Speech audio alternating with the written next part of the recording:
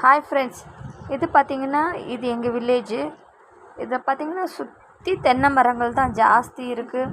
அப்புறமா அங்கங்கே வந்து குட்டி குட்டி மரங்கள் கூட இருக்குது. எங்கள் வில்லேஜ்லேயே நிறைய சுற்றி பார்க்க வேண்டிய இடம் நிறைய இருக்குது. ஒன்று ஒன்றா தான் வீடியோ போட முடியும்.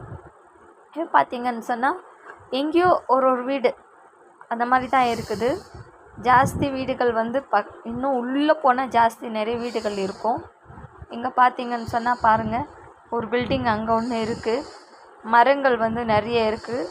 காலியான பிளேஸ் கூட நிறைய வெட்டி வச்சுருக்குறாங்க.